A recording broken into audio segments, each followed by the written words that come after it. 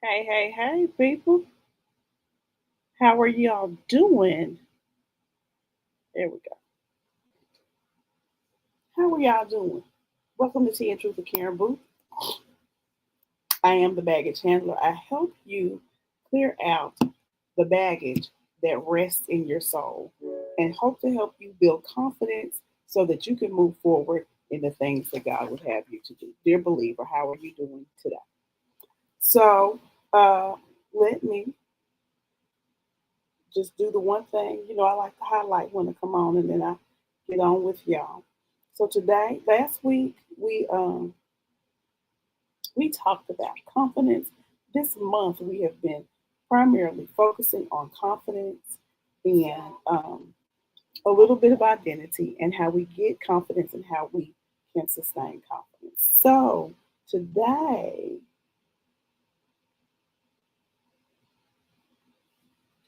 we are going to talk about building confidence. So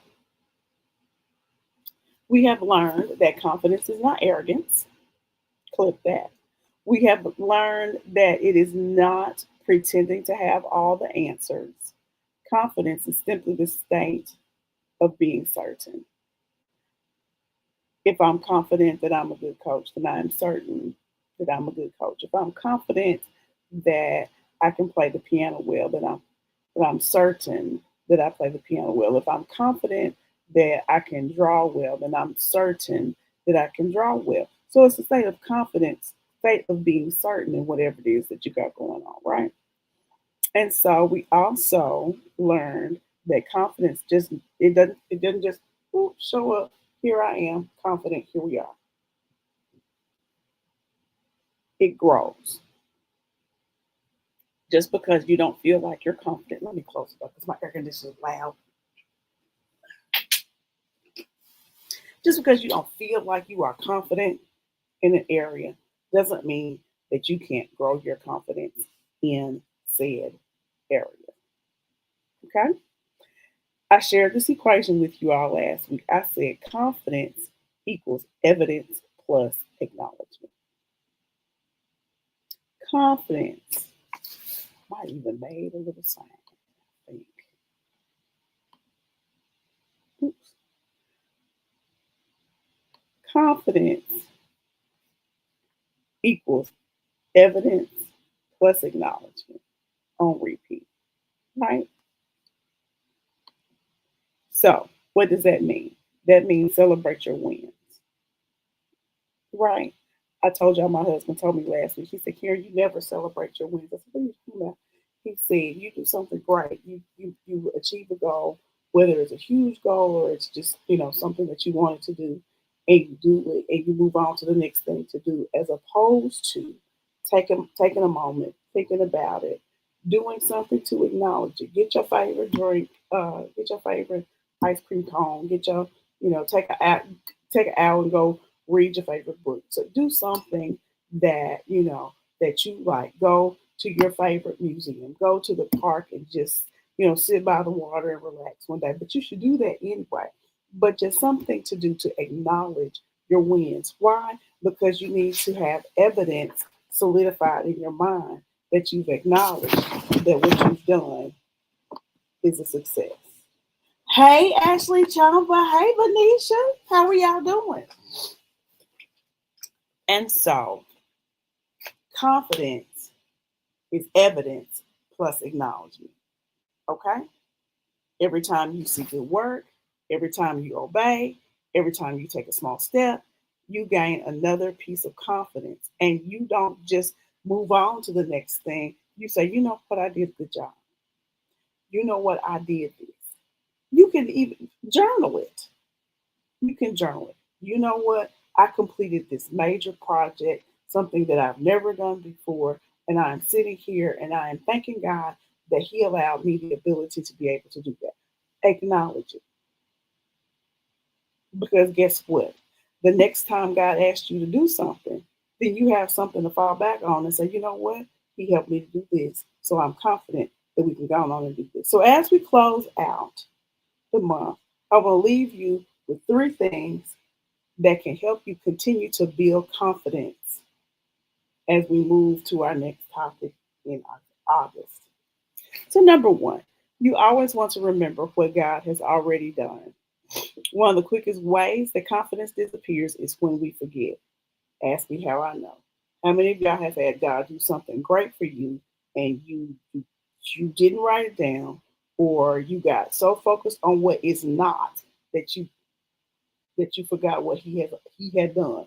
Like, I shall confess myself. Last week, not 2 weeks, not 2 weeks ago, within this month, I was feeling victimish, and I was like, oh, none of my dreams are coming true. And I mean, I was really focused in on one particular one or two. And so then my coach had to remind me. She was like, girl, you just came back from Paris. Yeah, I did, you're right. And so I had to quit crying and get my whole life together. But what I hadn't done is gone back in my journal and said and read all the things that happened to me when I was in Paris, how I felt, all the ways I was just marveling at how good God is, right? So I had forgot how God had brought me through, forgot the prayers He answered, forgot the doors He had opened, forgot the strength He gave me, just forgot. So Psalm 77:11 says, I will remember the works of the Lord. So when I remember, that gives me something, that gives me the evidence to acknowledge, because going to Paris was a win for me, because I had wanted to see the Eiffel Tower ever since I was small. And so I saw it. Big honking moment for me. And I was upset, tragically upset, crying real tears, because thing A and thing B over here hadn't been done yet. What's up, Corey? Your brother in there sleep. He just got in from professional development. Number two, we want to always believe what God says about us. Your confidence grows when we agree with God instead of agreeing with our fears. See how I did that? See how I did that? I agreed. Hey, Pastor Harris. I agreed with my fears, because just because it hadn't happened, just because what I was looking forward to happen hasn't happened, doesn't mean it won't. And so what was incumbent upon me to do was go back and look at what he had already done, right? And so he says he will never leave you.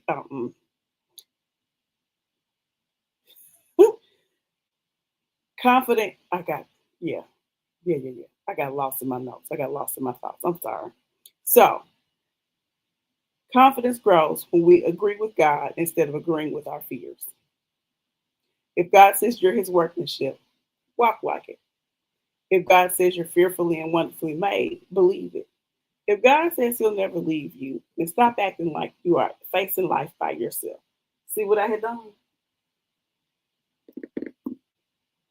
I had not acknowledged what he had already done, and I was living in the fear that what hadn't happened wasn't going to happen. Well, he hadn't told me it wasn't going to happen. That's where I was going with that thought. Ugh. He hadn't told me that what he said was going to happen wasn't going to happen. He hadn't told me, well, Karen, I changed my mind. That's not going to happen. But there I was, feeling all small and feeling like a victim and feeling all kind of ways, because I was looking at the wrong thing. So believe what God says about you. Psalms 139:14. Y'all know it. I praise you because I am fearfully and wonderfully made. Your confidence doesn't come from comparing yourself to someone else. And that's what I had learned to. See, y'all don't y'all always get to learn from the stuff that I do, right? Um, I was looking at where somebody else was going. I was looking at what somebody else was able to do. I was looking at how their life was progressing and all the things and I was looking at where I was. But the thing was, they are at a different stage in their journey than what I am. We didn't start off doing what we are doing together. They started off at a spot, and then I came behind them. So my confidence got kind of shot because I was in comparison. So the thing to do is stay off of Facebook looking at other folks' life and believing that stuff is real, first of all. Second of all, stop thinking that just because your friend did it, your girl did it, your classmate did it. Stop thinking that that's where you ought to be right then. You need to ask God, what is your timeline looking like? Okay? And then the third thing. So we got habit number one for building confidence. Remember what God has already done. Then we got habit number two. Believe what God says about you. Okay? Then we got habit number three. Keep your promise to yourself. Now, this is a tell-all kind of promise. So when you say keep your promise to yourself, it's like if you say you're going to do something, if you say Monday comes and you're going to start walking, and walk you do not, um, and you do that 6 or 7 Mondays in a row, then without me getting too complex, yourself knows that yourself is lying to you. And yourself will believe what you do every single time.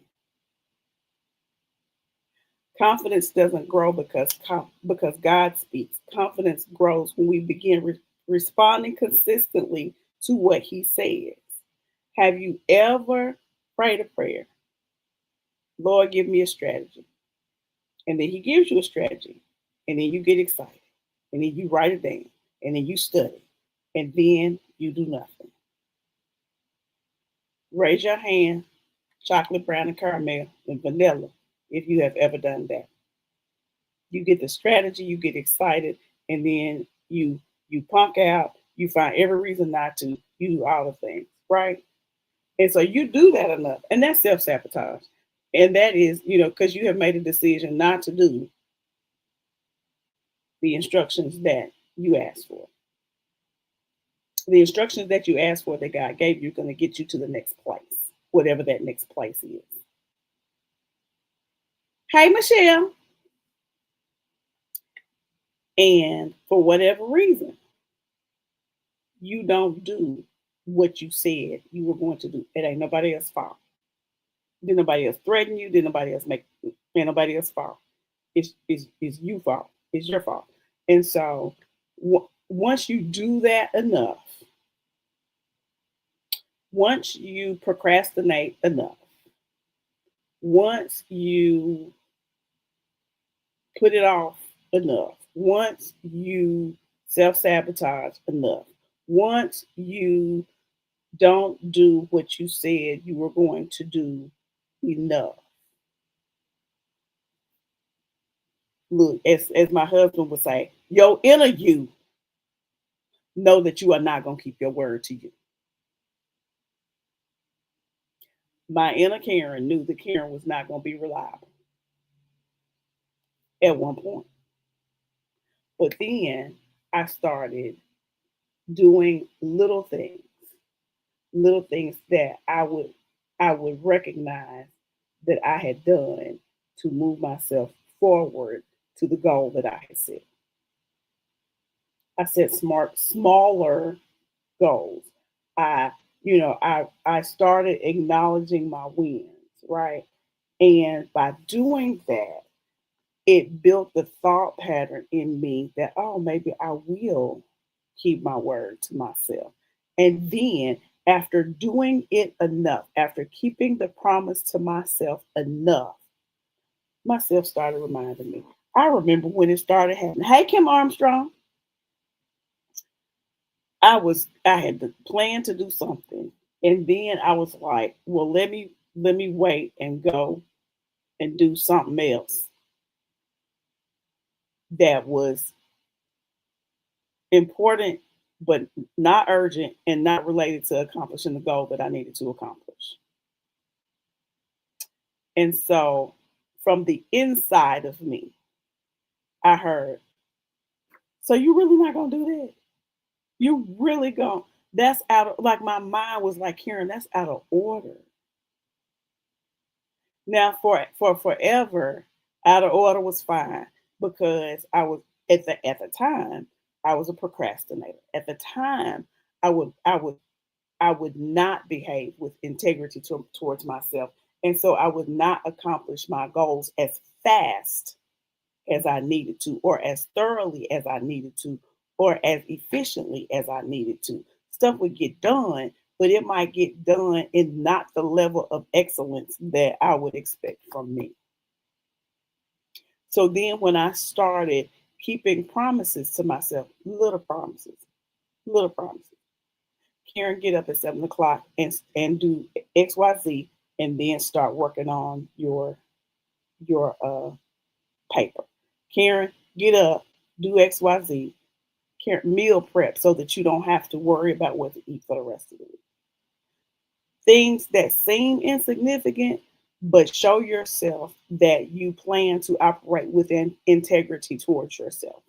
Those types of things change how your mind views what you're going to do, and it changes, and it shows you show you that you operate with integrity. Now you might, because this is the crazy thing, is that you operate with integrity towards other people and then leave yourself hanging out in the wind. And the thing about it is that yourself, your nervous system, your body, all of this, they your body knows. What has my history taught me to expect from myself? If every week I don't do what I say I'm going to do, I am teaching myself that I am not reliable. Ain't nobody else got to teach you you are not reliable. You are teaching yourself that you are not reliable. And if you teach yourself that you are not reliable, I promise your body is going to respond accordingly. Now imagine what happens when you start keeping just one promise to yourself. I said I'd take the walk, and I do. I said I'd make the follow-up phone call, and I do. I said I'd go live, and here I am. Little by little, you create a new history, you create new evidence, you begin trusting yourself because you become someone who follows through. So then you create new evidence, and then you have the evidence necessary to create confidence. Go back to my original equation. Come on here, computer. I'm working this software. You go back to the original equation because now you have evidence. Now you can say confidence. You can be confident because now you have evidence plus acknowledgement. So to build your confidence, sometimes you have to create your own evidence to acknowledge so that your confidence can be built up.